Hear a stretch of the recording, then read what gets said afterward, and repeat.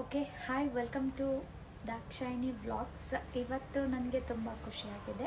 ಈ ವಿಡಿಯೋದಲ್ಲಿ ನಾನು ಏನು ಹಂಚ್ಕೊಳ್ತಾ ಇದ್ದೀನಿ ಅಂದರೆ, ನನ್ನ ಚಾನಲ್ಲು ಫುಲ್ ಮಾನಿಟೈಸೇಷನ್ ಆಗಿದೆ.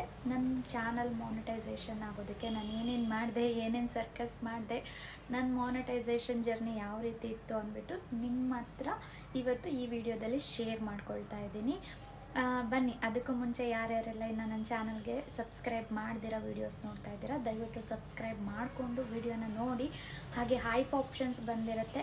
ಹೈಪ್ ಮಾಡೋದ್ರಿಂದ ನಮಗೆ ಪಾಯಿಂಟ್ಸ್ ಆ್ಯಡ್ ಆಗುತ್ತೆ, ಡಾಲರ್ಗೆ ಕೌಂಟ್ ಆಗುತ್ತೆ ಅದು. ಸೊ ಪ್ಲೀಸ್ ದಯವಿಟ್ಟು ಎಲ್ಲರೂ ವಿಡಿಯೋನ ನೋಡಿ ಹೈಪ್ ಮಾಡಿ ಸಪೋರ್ಟ್ ಮಾಡಿ. ಓಕೆ, ಫಸ್ಟು ನನ್ನ ಚಾನಲ್ನ ಮಾನಿಟೈಸೇಷನ್ ಯಾವ ರೀತಿ ಮಾಡಿಕೊಂಡೆ ಅಂತ ನಿಮ್ಮ ಹತ್ರ ಹೇಳ್ತೀನಿ. ಪ್ಲೀಸ್ ಪೂರ್ತಿ ವಿಡಿಯೋನ ಎಲ್ಲೂ ಸ್ಕಿಪ್ ಮಾಡ್ದಿರ ನೋಡಿ, ಜಾಸ್ತಿ ಕುಯ್ಯಲ್ಲ ನಾನು, ಓಕೆನಾ? ನಿಮಗೆ ಸ್ವಲ್ಪ ಯೂಸ್ ಆಗ್ಬೋದು, ಅಂದರೆ ನಾನು ವಿಡಿಯೋದಲ್ಲಿ ಯಾವ ರೀತಿ ನಿಮಗೆ ಹೆಲ್ಪ್ ಆಗುತ್ತೆ ಅಂತ ವಿಡಿಯೋನ ನೋಡಿದ್ರೆ ನಿಮಗೆ ಗೊತ್ತಾಗುತ್ತೆ, ಓಕೆನಾ? ಐ ಹೋಪ್ ಎಲ್ಲರೂ ಚೆನ್ನಾಗಿದ್ದೀರಾ ಅಂತ ಅಂದ್ಕೊಂಡು ನಾನು ನನ್ನ ವಿಡಿಯೋನ ಸ್ಟಾರ್ಟ್ ಮಾಡ್ತಾಯಿದ್ದೀನಿ. ಫಸ್ಟಿಗೆ ನಾನು ನನ್ನ ಚಾನಲ್ನ ಬಂದು ಆಫ್ ಮಾನಿಟೈಸೇಷನ್ಗೆ ಅಪ್ಲೈ ಮಾಡಿದೆ. ನಾನು ಆಫ್ ಮಾನಿಟೈಸೇಷನ್ಗೆ ಏನಕ್ಕೆ ಅಪ್ಲೈ ಮಾಡಿದೆ ಅಂತ ಅಂದರೆ, ನಾನು ಫಸ್ಟು ಬಂದು ಬೇರೆ ಅಂದರೆ ನಂದು ಇನ್ಸ್ಟಾಗ್ರಾಮ್ದು ವೀಡಿಯೋಸ್ನೆಲ್ಲ ಅಪ್ಲೋಡ್ ಮಾಡ್ತಾಯಿದ್ದೆ. ಸೊ ಬೇರೆಯವರು ಮಾನಿಟೈಸೇಷನ್ ಆಗಿರೋರ್ನೆಲ್ಲ ನೋಡ್ತಾ ಇದ್ದೆ ಅಲ್ವಾ, ಸೊ ಅವ್ರ ಹತ್ರ ರೆಫರ್ ಮಾಡ್ಕೊಳ್ತಾ ಇದ್ದೆ. ಅಂದರೆ ವೀಡಿಯೋಸು ಯಾವ ರೀತಿ ಹಾಕಬೇಕು, ಯಾವ ರೀತಿ ಇರಬಾರ್ದು ಅಂತ ಎಲ್ಲ ಕೇಳ್ಕೊತಾ ಇದ್ದೆ. ಫಸ್ಟ್ ಬಂದು ನಾನು ವಾಚ್ ಟೈಮ್ನ ಯಾವ ರೀತಿ ಕಂಪ್ಲೀಟ್ ಮಾಡಿಕೊಂಡೆ ಅಂದರೆ, ವಾಚ್ ಟೈಮ್ ಕಂಪ್ಲೀಟ್ ಮಾಡ್ಕೊಳ್ಳೋದಕ್ಕೆ ತುಂಬಾ ಸರ್ಕಸ್ ಬಿದ್ದಿದ್ದೀನಿ. ಸ್ಟಾರ್ಟಿಂಗು ಯೂಟ್ಯೂಬು ಚಾನಲ್ಲು ನಾನು ಪ್ಲ್ಯಾನ್ ಎಲ್ಲ ಮಾಡಿಕೊಂಡು ಯೂಟ್ಯೂಬ್ ಬಗ್ಗೆ ಎಲ್ಲ ತಿಳ್ಕೊಂಡು ನನ್ನ ಚಾನಲ್ನ ಓಪನ್ ಮಾಡ್ಕೊಂಡಿಲ್ಲ. ಕೆಲವರು ಅದ್ರ ಬಗ್ಗೆ ತುಂಬ ತಿಳ್ಕೊಂಡು ನಾಜೂಕಾಗಿ ಚಾನಲ್ನ ಮಾಡ್ಕೊಂಡು ಹೋಗ್ತಾರೆ. ಬಟ್ ನಾನು ಆ ರೀತಿ ಯಾವ ರೀತಿಯೂ ತಿಳ್ಕೊಳ್ಳಿಲ್ಲ ಯೂಟ್ಯೂಬ್ ಬಗ್ಗೆ. ಬಟ್ ಯೂಟ್ಯೂಬ್ದು ವೀಡಿಯೋಸ್ ಎಲ್ಲ ನೋಡ್ತಾ ಇದ್ದೆ. ರೇಖಾ ಅಡುಗೆ ಬರುತ್ತೆ ಅಲ್ವಾ, ಏನಾದರೂ ಹೊಸ್ದಾಗಿ ರೆಸಿಪಿಗಳು ಮಾಡಬೇಕು ಅಂದರೆ ನಾನು ಅವ್ರ ಚಾನಲ್ಗೆ ವಿಸಿಟ್ ಮಾಡ್ತಾ ಇದ್ದಿದ್ದು. ನನಗೆ ಫಸ್ಟ್ ಬಂದು ಇನ್ಸ್ಟಾದಲ್ಲಿ ಜಾಸ್ತಿ, ಆದರೆ ಅದಕ್ಕೂ ಏನು ನಾನು ಪೂರ್ತಿ ಗಮನ ಕೊಟ್ಟು ಮಾಡ್ತಾ ಇದ್ದಿಲ್ಲ. ಜಸ್ಟ್ ಹಿಂಗೆ ರೆಡಿ ಆದಾಗ ಒಂದೊಂದು ವೀಡಿಯೋ ಮಾಡಿ ಹಾಕ್ತಾಯಿದ್ದೆ. ಬರೀ ಇನ್ಸ್ಟಾ ರೀಲ್ಸ್ ನೋಡ್ತಾ ಇದ್ದೆ, ಇನ್ಸ್ಟಾ ಯೂಸ್ ಮಾಡ್ತಾಯಿದ್ದೆ. ಹಾಗಾಗಿ ಇನ್ಸ್ಟಾಗೆ ಮಾತ್ರ ಗಮನ ಕೊಡ್ತಾಯಿದ್ದೆ. ನಾನು ಯೂಟ್ಯೂಬ್ ಚಾನಲ್ ಸ್ಟಾರ್ಟ್ ಮಾಡೋದಕ್ಕೆ ಕಾರಣ ಬಂದು ನಮ್ಮ ಮನೆಯವರು. ಸುಮ್ಮನೆ ಹೀಗೆ ನೈಟು ವಾಕ್ ಮಾಡಿಕೊಂಡು ನಾನು ಇನ್ಸ್ಟಾ ನೋಡ್ತಾಯಿದ್ದೆ, ಅವರು ಇನ್ಸ್ಟಾ ನೋಡ್ತಾಯಿದ್ರು. ಸೊ ಆವಾಗ ಇನ್ಸ್ಟಾದಲ್ಲಿ ನನಗೆ 10,000, ಫಸ್ಟು 11,200 ಇದ್ದರು. ಇವಾಗ ಒಂದು 500 ಡಿಕ್ರೀಸ್ ಆಗಿದೆ. ರೀಸನ್ ಏನಂತ ಗೊತ್ತಿಲ್ಲ. ಸೊ ಆವಾಗ ಅವ್ರು ಹೇಳಿದ್ರು, ಇದರಲ್ಲಿ ಇಷ್ಟೊಂದು ಫಾಲೋವರ್ಸ್ ಮಾಡ್ಕೊಂಡಿದ್ಯಾ, ನೀನು ಇನ್ಸ್ಟಾ ಬದಲು ಯೂಟ್ಯೂಬ್ ಚಾನಲ್ನ ಮಾಡ್ಕೊಂಡಿದ್ದಿದ್ರೆ ಇಷ್ಟರಲ್ಲಿ ನೀನು ದುಡ್ಡು ಮಾಡ್ಕೊಬೋದಿತ್ತು, ಇದರಲ್ಲಿ ಏನೂ ಸಿಗಲ್ಲ ನಿನಗೆ ಅಂತ ಹೇಳಿದ್ರು. ನಾನು ಆವಾಗ ಅದನ್ನು ನಾರ್ಮಲಾಗೇ ತೊಗೊಂಡೆ. ಅವ್ರಂಗೆ ಹೇಳಿ ಒಂದು ವಾರಕ್ಕೆ ನನ್ನ ಫ್ರೆಂಡ್ ಒಬ್ಬರು ಯೂಟ್ಯೂಬ್ ಚಾನಲ್ನ ಓಪನ್ ಮಾಡಿದ್ರು. ಸೊ ಆವಾಗ ನಾನು ನಮ್ಮ ಮನೆಯವ್ರು ಹೇಳಿದ್ದನ್ನು ಯೋಚನೆ ಮಾಡ್ಕೊಂಡಿದ್ದೆ. ನನ್ನ ಫ್ರೆಂಡು ಒಬ್ಬರು ಯೂಟ್ಯೂಬ್ ಚಾನಲ್ನ ಓಪನ್ ಮಾಡಿದ್ರು. ಸೊ ಯಾಕೆ ನಾನು ಮಾಡಬಾರ್ದು ಈ ಇನ್ಸ್ಟಾಗೆ ಕೊಡೋ ಗಮನನ ಯೂಟ್ಯೂಬ್ ಚಾನಲ್ ಓಪನ್ ಮಾಡಿಕೊಂಡು ಯೂಟ್ಯೂಬ್ಗೆ ಯಾಕೆ ಕೊಡಬಾರ್ದು ಅಂತ ಅನ್ನಿಸ್ತು.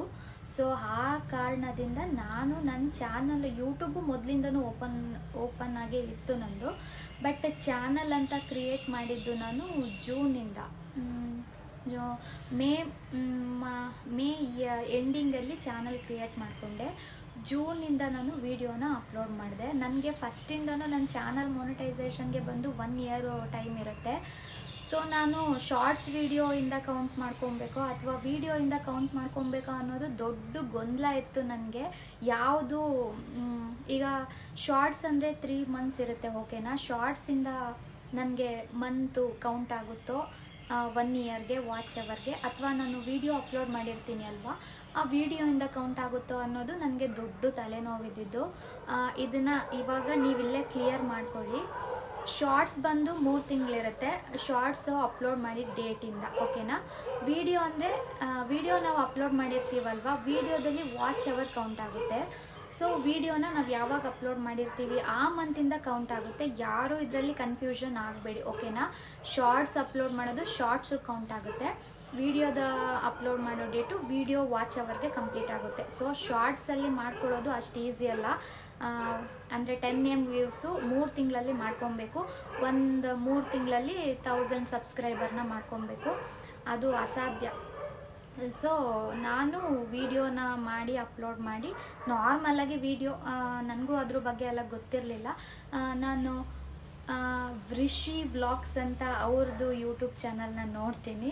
ಸೊ ನನಗೆ ಸಜೆಸ್ಟ್ ಮಾಡಿದ್ದು ನಮ್ಮ ಮನೆಯವರು ಅವರನ್ನೇ. ಅವ್ರದ್ದು ನೋಡ್ಕೋ ಚಾನಲ್ಲು, ಅವರು ಫಸ್ಟು ನಿನ್ನಾಗೆ ಹಿಂಗೆ ಸಣ್ಣಗೆ ಕಪ್ಪುಗೆ ಹಿಂಗೆ ಇದ್ದಿದ್ದು, ಇವಾಗ ಎಲ್ಲ ಎಷ್ಟು ಚೆನ್ನಾಗಿದ್ದಾರೆ, ಹೆಂಗೆ ಮಾಡ್ತಿದ್ದಾರೆ ವೀಡಿಯೋಸ್ನ, ಎಷ್ಟು ದುಡ್ಡು ಅರ್ನ್ ಮಾಡ್ತಿದ್ದಾರೆ ಅವರು ಗೊತ್ತಾ ನಿನಗೆ ಅಂತ.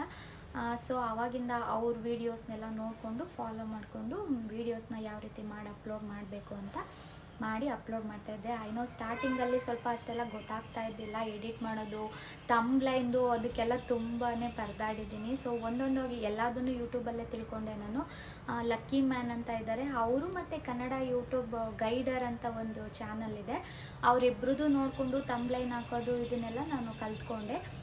ವಿಡಿಯೋನ ಎಷ್ಟು ಕ್ಲಿಯರಾಗಿ ಕ್ಲಾರಿಟಿಯಾಗಿ ಮಾಡಾಕ್ತೀವೋ, ವಿಡಿಯೋಗೆ ಮೇಯ್ನ್ ವಾಚ್ ಕೌಂಟ್ ಆಗೋದು ಬಂದು ನಾವು ಹಾಕೋ ತಮ್ಬ್ಲೈನಿಂದ, ತಮ್ಬ್ಲೈನಿಂದ ಓಕೆನಾ, ಅದರಲ್ಲೇ ಅಟ್ರಾಕ್ಟಿವ್ ಆಗಿ ಇರಬೇಕು.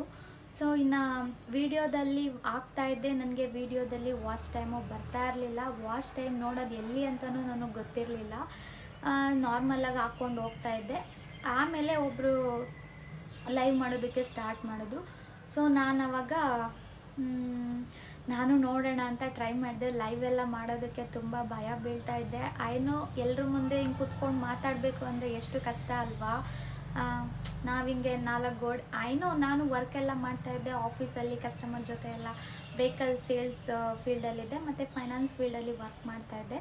ಕಸ್ಟಮರ್ಗಳ ಜೊತೆ ಮಾತಾಡ್ತಾಯಿದ್ದೆ, ಹ್ಯಾಂಡಲ್ ಮಾಡ್ತಾಯಿದ್ದೆ. ಬಟ್ ಆದರೂ ಯೂಟ್ಯೂಬಲ್ಲಿ ಲೈವ್ ಮಾಡಿಕೊಂಡು ಫಸ್ಟು ನಾನು ಫೇಸ್ ಲೈವ್ ಮಾಡಿಲ್ಲ, ನಾರ್ಮಲ್ಲು ಕ್ಯಾಮ್ರಾ ಆಫ್ ಮಾಡಿ ಮಾಡಿದ್ದೆ.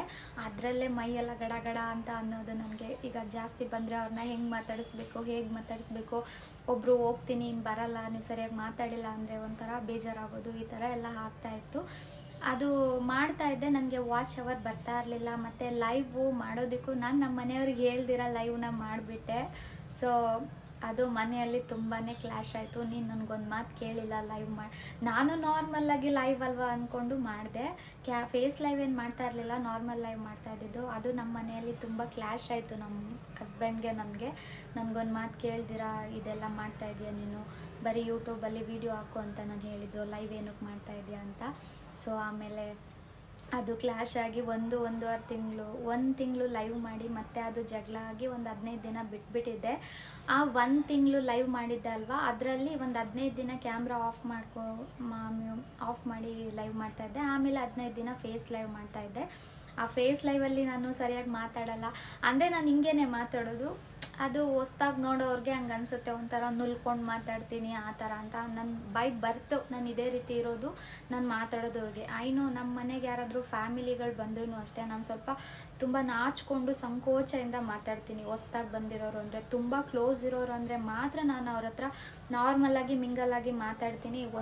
ಹೊಸ ಪರಿಚಯ ಅಂದರೆ ಅವರಿನ್ನೂ ನಾವು ಅವ್ರನ್ನ ಇನ್ನೂ ತುಂಬ ಬಾಂಡಿಂಗಾಗಿ ನಾನು ತೊಗೊಂಡಿಲ್ಲ ಅಂದರೆ ನಾನು ಸ್ವಲ್ಪ ಸಂಕೋಚದಿಂದನೇ ನಾನು ಮಾತಾಡೋದು, ಮನಸ್ಸು ಬಿಚ್ಚಿ ಮಾತಾಡಲ್ಲ. ಸೊ ಲೈವಲ್ಲಿ ನುಲ್ಕೊಂಡೆಲ್ಲ ಮಾತಾಡ್ತೀನಿ ಅಂದ್ಬಿಟ್ಟು ನಮ್ಮ ಮನೆಯವ್ರಿಗೂ ನನಗೂ ತುಂಬಾ ಕ್ಲ್ಯಾಶ್ ಆಗಿತ್ತು. ನನಗೂ ಗೊತ್ತಾಗಲ್ಲ ಅಲ್ವಾ, ಯಾರು ಒಬ್ರು ಇವಾಗ ಚೆನ್ನಾಗಿದೆ ಅಂದರೆ ಸ್ವಲ್ಪ ಜಾಸ್ತಿ ಅಂದರೆ ನಗಾಡ್ತಾ ಇದ್ದೆ. ಅದನ್ನು ಬೇರೆಯವ್ರು ನೋಡಿದವರು ನಾಚ್ಕೊಳ್ಳೋದು, ಅದು ಇದು ಮೈ ನುಲಿಯೋದು ಹಿಂಗೆಲ್ಲ ಅಂದ್ಕೊಳ್ತಾರೆ. ಬಟ್ ನನ್ನ ಬೈ ಬರ್ತು, ನಾನು ಇರೋದೇ ಆ ಥರ. ಏನು ಮಾಡೋಕ್ಕಾಗಲ್ಲ. ಈ ಲೈವು ಅನ್ನೋದು ಮಾಡಿದ್ಮೇಲಿಂದ ಮನೆಯಲ್ಲಿ ತುಂಬಾ ಕ್ಲ್ಯಾಶ್ ಆಯಿತು. ಸೊ ನಮ್ಮ ವಾಚ್ ಟೈಮ್ನ ಕಂಪ್ಲೀಟ್ ಮಾಡ್ಕೊಬೇಕು ಅಂದರೆ ನಾವು ಲೈವ್ನೇ ಮಾಡಬೇಕಾಗುತ್ತೆ. ಲೈವು ಅಷ್ಟೇ, ನೀವು ಫೇಸ್ ಲೈವು ಮನೆಯಲ್ಲಿ ಒಪ್ಪಿಗೆ ತೊಗೊಂಡು ಫೇಸ್ ಲೈವ್ನೇ ಮಾಡಿ. 1 ಅವರ್ 2 ಅವರ್ ನಾರ್ಮಲ್ ಲೈವ್ ಮಾಡೋದಕ್ಕಿಂತ ಅದೇ 1 ಅವರ್ 2 ಅವರ್ ಫೇಸ್ ಲೈವ್ ಮಾಡಿದ್ರೆ ನಿಮ್ಮ ವಾಚ್ ಟೈಮ್ನ ನೀವು ಆರಾಮಾಗಿ ಕಂಪ್ಲೀಟ್ ಮಾಡ್ಕೊಬೋದು. ಬಟ್ ಮನೆಯಲ್ಲಿ ಪರ್ಮಿಷನ್ ತೊಗೊಂಡು ಎಲ್ಲರೂ ಹೇಳಿ ಕೇಳಿ ಮಾಡಿ ಅಷ್ಟೇ ಅಲ್ಲ. ಇನ್ನು ನನಗೆ ಲೈವ್ ಮಾಡೋದಕ್ಕೆ ತುಂಬಾ ಇಶ್ಯೂಸು. ಮನೆಯಲ್ಲಿ ಅತ್ತೆ ಮಾವ, ಜಾಯಿಂಟ್ ಫ್ಯಾಮಿಲಿ, ನನ್ನ ಮಗಳಿರ್ತಾಳೆ, ಅವಳನ್ನ ನೋಡಬೇಕು. ಇನ್ನು ನಾನು ಸ್ವಲ್ಪ ಮನೆಯಲ್ಲಿ ವರ್ಕ್ ಮಾಡ್ತೀನಿ, ಅಂದರೆ ಹಸ್ಬೆಂಡ್ ಮಾಡೋ ಕೆಲಸನ ಸ್ವಲ್ಪ ವರ್ಕ್ ಮಾಡ್ತೀನಿ, ನಾನು ಅವ್ರಿಗೆ ಹೆಲ್ಪ್ ಮಾಡ್ತೀನಿ.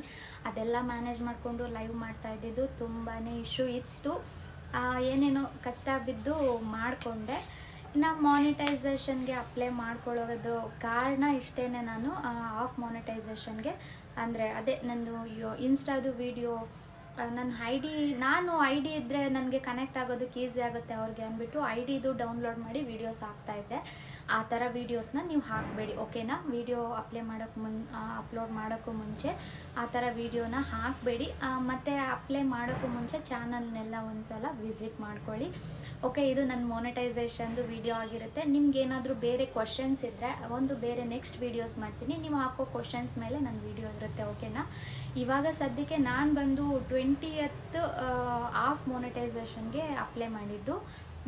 ನೈಟು 11:30ಗೆ ನಮ್ಮನೆಯವ್ರ ಹತ್ರನೇ ನಾನು ಅಪ್ಲೈ ಮಾಡಿಸಿದ್ದು. ನನಗೆ ಇಂಗ್ಲೀಷ್ ಅಷ್ಟು ಗೊತ್ತಾಗಲ್ಲ, ಅದರಲ್ಲೇನು ಫ್ರಾಂಕಾಗಿ ಹೇಳ್ತೀನಿ, ಒಂದೊಂದು ವರ್ಡು ನನಗೆ ಅರ್ಥ ಆಗಲ್ಲ. ಸೊ ಅದಕ್ಕೆ ನಾನು ನಮ್ಮನೆಯವ್ರ ಹತ್ರನೇ ಎಲ್ಲ ಮಾಡಿಸೋದು. ಇನ್ನೂ ಗೊತ್ತಾಗಿಲ್ಲ ಅಂದರೆ ಕೆಲವ್ರನ್ನ ಕೇಳ್ತೀನಿ, ಬಟ್ ಅದನ್ನು ಅವರು ಬೇರೆಯವರು ಬೇರೆ ಥರ ಅವರು ಸಮಯಕ್ಕೆ ಸಂದರ್ಭಕ್ಕೆ ಹೆಂಗೆ ಬೇಕು ಹಂಗೆ ಅನ್ಕೊತಾರೆ. ಬೇಕಾದಾಗ ಮಾತಾಡಿಸ್ತಾರೆ, ಬೇಕಾದಾಗ ತಿಳ್ಕೊತಾರೆ. ಇವಾಗ ನೋಡಲ್ಲ, ಮಾತಾಡ್ಸಲ್ಲ ನಮ್ಮನ್ನು ಅಂತ. ಸೊ ಪ್ಲೀಸ್ ಯಾರು ಆ ಥರ ಎಲ್ಲ ತಪ್ಪು ತಿಳ್ಕೊಬೇಡಿ. ಎಲ್ಲರೂ ನಿಮ್ಮಷ್ಟೇ ಬುದ್ಧಿವಂತರಾಗಿರಲ್ಲ, ಎಲ್ಲರೂ ನಿಮ್ಮಷ್ಟೇ ತಿಳ್ಕೊಂಡಿರಲ್ಲ. ಒಂದು ಕೇಳಿ ತಿಳ್ಕೊಂಡಿರೋದನ್ನು ಯಾರೂ ಯಾವತ್ತೂ ಮರೆಯಲ್ಲ, ದುರಂಕಾರನೂ ಯಾರೂ ಬೀಳಲ್ಲ. ಸೊ ಪ್ಲೀಸ್ ನಿಮ್ಮ ಓನ್ ಮೈಂಡಿಂದ ಆ ಥರ ಡಿಸಿಷನ್ ತೊಗೊತಿರಲ್ಲ, ಅದನ್ನು ಸ್ಟಾಪ್ ಮಾಡಿ, ಓಕೆನಾ? ಯಾರಿಗೂ ದುರಂಕಾರ ಇರಲ್ಲ, ಅವ್ರದ್ದೇ ಆದ ಒಂದು ಸಮಯ ಸಂದರ್ಭ. ಎಲ್ರಿಗೂ ಮನೆಯಲ್ಲಿ ಏನಾದರೂ ಇರುತ್ತೆ ಅಲ್ವಾ, ಒಂದು ಫ್ಯಾಮಿಲಿ ಅಂದರೆ ಅವ್ರದ್ದೇ ಆದ ಯೋಚನೆಗಳಿರುತ್ತೆ, ಆ ಥರ ಎಲ್ಲ ಇರುತ್ತೆ. ಸೊ ಪ್ಲೀಸ್ ಡೋಂಟ್ ಮೈಂಡ್, ಏನೇನೋ ಅನ್ಕೊಂಬೇಡಿ, ನಿಮ್ಮಷ್ಟಕ್ಕೆ ನೀವೇ ಏನೇನೋ ಅನ್ಕೊಂಬೇಡಿ, ಓಕೆ? ಮಾನಿಟೈಸೇಷನ್ದು ಹೇಳ್ತೀನಿ ನಾನು. ನೈಟು 11:30ಗೆ ನಮ್ಮ ಮನೆಯವರು ಅಪ್ಲೈ ಮಾಡಿದ್ದು. 20th ಅಪ್ಲೈ ಮಾಡಿರೋರಿಗೆ ಇಬ್ಬರಿಗೆ ಕೇಳಿದ್ದೆ ನಾನು. ಅವ್ರು ಹೇಳಿದ್ದು 24 ಅವರ್ಸಲ್ಲಿ ಏನು ಚಾನಲಲ್ಲಿ ಏನು ಇಶ್ಯೂಸ್ ಇಲ್ಲ ಅಂದರೆ 24 ಅವರ್ಸಲ್ಲಿ ಅಪ್ಲೈ ಆಗುತ್ತೆ, ಅಂದರೆ ವೆರಿಫಿಕೇಷನ್ ಆಗಿ ಸಕ್ಸಸ್ ಆಗುತ್ತೆ, ಅಕ್ಸೆಪ್ಟ್ ಮಾಡ್ತಾರೆ ಅಂತ ಹೇಳಿದರು. ಬೈ ಚಾನ್ಸು ನಂದು 24 ಅವರ್ಸ್ ಆದರೂ ಆಗಿಲ್ಲ. 24 ಅವರ್ಸ್ ಆದಮೇಲಿಂದ ಒನ್ ಅವರು ನಾನು ಅದು ಎಷ್ಟು ಸಲ ಮೇಲ್ ಚೆಕ್ ಮಾಡಿದ್ದೀನೋ, ಅದೆಷ್ಟು ಸಲ YT ಆ್ಯಪ್ನ ಚೆಕ್ ಮಾಡಿದ್ದೀನೋ. ಯಾಕಂದರೆ ನನಗೆ ಭಯ ಆಗ್ತಾಯಿತ್ತು, ಇಷ್ಟು ಕಷ್ಟ ಬಿದ್ದು ಲೈವ್ ಮಾಡೋದಕ್ಕೆ ಎಷ್ಟು ಜಗಳ ಮಾಡಿದ್ದೀವಿ, ಸಮ್ ಟೈಮ್ ಒಡಿಸ್ಕೊಂಡು ಇದ್ದೀನಿ ನಾನು ಲೈವ್ ವಿಷಯಕ್ಕೆ. ಸೊ ಇಷ್ಟೆಲ್ಲ ಕಷ್ಟ ಬಿದ್ದು ಇವಾಗ ಏನಾದರೂ ಚಾನಲ್ ರಿಜೆಕ್ಟ್ ಆದರೆ ಅಂದ್ಬಿಟ್ಟು ತುಂಬ ಭಯ ಬಿದ್ದಿದ್ದೀನಿ. ಸೊ ನನಗೆ 20th 11:30ಗೆ ಅಪ್ಲೈ ಮಾಡಿದ್ದು. ನನಗೆ 22 ಮಾರ್ನಿಂಗು 11:30ಗೆ ಅಪ್ರೂವಲ್ ಬಂತು. ಸೊ ಲೈವ್ ಮಾಡ್ತಾಯಿದ್ದೆ, ಆ ಟೈಮಲ್ಲಿ ನನಗೆ ಅಪ್ರೂವಲ್ ಅಂತ ಮೇಲ್ ಬಂತು. ತುಂಬಾ ಖುಷಿ ಆಯಿತು. ಅಂದರೆ ನನಗೆ ಒಂದು 6 ಅವರ್ಸು 24 ಅಂದರೆ ಒಂದಿನ ನೈಟು ನನಗೆ ಅದ್ರ ನೆಕ್ಸ್ಟು ಮಾರ್ನಿಂಗ್ 11:30 ಈವ್ನಿಂಗ್ 11:30ಗೆ 24 ಅವರ್ಸ್ ಆಗುತ್ತೆ. 21st ಮಾರ್ನಿಂಗ್ 11:30ಗೆ 24 ಅಂದರೆ ಇನ್ನು 6, 7, 8 ಅವರ್ಸು ಲೇಟಾಗಿ ಬಂದಿದೆ. ಅಪ್ಲೈ ಆಯಿತು, ಖುಷಿ ಆಯಿತು ಫೈನಲಿ. ಇನ್ನು 4Kಗೆ ಅಪ್ಲೈ ಮಾಡೋಣ ಅಂತ ವಾಚ್ ಟೈಮ್ ಆಗಿದ್ಮೇಲೆ ಅಪ್ಲೈ ಮಾಡೋಣ ಅಂತ ಹೋದರೆ ಅಪ್ಲೈ ಬಟನ್ನೇ ಇಲ್ಲ. ಅದೊಂದು-2 ದಿನ ಫುಲ್ ಟೆನ್ಷನ್ ಆಗೋಯ್ತು ನನಗೆ. ಅಯ್ಯೋ ಮತ್ತೆ ಏನಾದರೂ ಮಿಸ್ಟೇಕ್ ಮಾಡಿಬಿಟ್ನಾ, ಯಾವುದಾದ್ರೂ ವೀಡಿಯೋ ಹಾಕ್ಬಿಟ್ಟು ಏನಾದರೂ ಆಯಿತಾ ಅಂತ ಮತ್ತೆ YT ಡೆಸ್ಕ್ಟಾಪಲ್ಲಿ ಎಲ್ಲ ಚೆಕ್ ಮಾಡಿದೆ, ಏನೂ ಆಗಿದ್ದಿಲ್ಲ. ಮತ್ತೆ ಮಾನಿಟೈಸ್ ಆಗಿರೋರನ್ನೇ ಕೇಳಿದೆ ಲೈವಲ್ಲೇ ಹೋಗ್ಬಿಟ್ಟು, ಈ ಥರ ನಂದು ಅಪ್ಲೈ ಬಟನ್ನೇ ಮಾಯ ಆಗಿ ಹೋಗ್ಬಿಟ್ಟಿದೆ, ಏನು ಮಾಡೋದು ಅಂತ. ಸೊ ಅವ್ರು ಅದಕ್ಕೆ ಹೇಳಿದ್ರು, 3000ಗೆ ಎಲ್ಲ ಅಪ್ಲೈ ಮಾಡ್ಕೊಂಡಿರ್ತೀರ ಅಲ್ವಾ, ಎಲ್ಲ ಎಂಟ್ರಿ ಮಾಡಿ, ಸೊ ಆಟೋಮೆಟಿಕ್ ತೊಗೊಂಡಿರುತ್ತೆ ಅಂತ ಹೇಳಿದ್ರು. ಫೈನಲಿ ನನ್ನ ಮಾನಿಟೈಸೇಷನ್ನು ಫುಲ್ ಆಗಿದೆ, ಯಾವುದೇ ರೀತಿ ತೊಂದರೆ ಇಲ್ದಿರೇನೆ. ಯಾರ್ಯಾರು ನನ್ನ ಮಾನಿಟೈಸೇಷನ್ಗೆ ಎಸ್ಪೆಷಲಿ ಒಬ್ಬರು ಪರ್ಸನ್ನು ನನ್ನ ಹೆಸರು ಹೇಳಲ್ಲ, ಅವ್ರು ನನಗೆ ತುಂಬಾ ಹೆಲ್ಪ್ ಮಾಡಿದ್ದಾರೆ. ನೀವು ಹೆಲ್ಪ್ ಮಾಡಿರೋದನ್ನು ಯಾವತ್ತೂ ಮರೆಯಲ್ಲ. ಐನೋ ಬೇರೆ ಏನಾದರೂ ಇರ್ಬೋದು, ಬೇರೆ ವಿಷಯ ಏನೇ ಇದ್ರೂ ನನ್ನ ಥಾಟ್ ಅಂದರೆ ನನ್ನ ಮೈಂಡಲ್ಲಿ ನಾನು ಬೈ ಬರ್ತೆ ನನಗಿದೆ. ಒಬ್ಬರ ಹತ್ರ ಸಹಾಯ ತೊಗೊಂಡಿದ್ದೀವಿ ಅಂದರೆ ಅದನ್ನು ನಾನು ಸಾಯೋವರೆಗೂ ಮರೆಯಲ್ಲ, ಅದನ್ನು ಅನ್ನೋದಕ್ಕೂ ಹೋಗಲ್ಲ, ಅದು ನನ್ನ ತಲೆಯಲ್ಲಿ ಇರುತ್ತೆ. ಫೈನಲಿ ನನ್ನ ಚಾನಲ್ ಮಾನಿಟೈಸೇಷನ್ ಆಗೋದಕ್ಕೆ ಯಾರ್ಯಾರೆಲ್ಲ ಸಪೋರ್ಟ್ ಮಾಡಿದಿರೋ ತುಂಬ ಹೃದಯದಿಂದ ಥ್ಯಾಂಕ್ ಯು ಸೋ ಮಚ್. ನನ್ನ ಚಾನಲು ಫುಲ್ ಮಾನಿಟೈಸೇಷನ್ ಆಗಿದೆ, ಆ್ಯಡ್ ಪಿನ್ಸು ಕೂಡ ಬಂದಿದೆ. ಅದ್ರದ್ದು ನಾನು ಆ್ಯಡ್ ಪಿನ್ಸ್ ಬಂದಮೇಲೆ ನನಗೆ 4Kದು ಕರೆಕ್ಟಾಗಿ ಆಗಿದೆ ಅಂತ ನನಗೆ ಕ್ಲಾರಿಟಿ ಬಂದಿದ್ದು. ಸೊ ಅದಕ್ಕೆ ಇದು ವಿಡಿಯೋ ಮಾಡೋಣ ಬೇಡವಾ ಅಂದ್ಬಿಟ್ಟು ಇವತ್ತು ಮಾಡ್ತಾ ಇದ್ದೀನಿ. ಓಕೆ, ನನ್ನ ಚಾನಲ್ ಕೊನೆಗೂ ಮಾನಿಟೈಸೇಷನ್ ಆಗಿದೆ. ಈ ವಿಡಿಯೋನ ಇಲ್ಲಿಗೆ ಎಂಡ್ ಮಾಡ್ತಾ ಇದ್ದೀನಿ. ಇನ್ನು ನಿಮ್ಗೆ ಏನಾದರೂ ಡೌಟ್ಸ್ ಇದ್ದರೆ ಯಾವ ರೀತಿ ವಿಡಿಯೋ ನೋಡಬೇಕು ಮಾನಿಟೈಸೇಷನ್ಗೆ ಮುಂಚೆ ಆ ಥರ ಎಲ್ಲ ಏನಾದರೂ ಇದ್ದರೆ ಈ ವಿಡಿಯೋದಲ್ಲಿ ನಿಮ್ಮ ಡೌಟ್ಸ್ನೆಲ್ಲ ನನಗೆ ಕ್ವಶನ್ಗಳನ್ನ ಕಮೆಂಟ್ ಮುಖಾಂತರ ಕಳಿಸಿ ನಾನು ಆ ಕಮೆಂಟ್ಗೆ ಒಂದಿನ ವಿಡಿಯೋನ ಮಾಡಿ ರೆಸ್ಪಾನ್ಸ್ ಮಾಡ್ತೀನಿ ಅಂತ ಹೇಳೋದಕ್ಕೆ ಇಷ್ಟಪಡ್ತೀನಿ.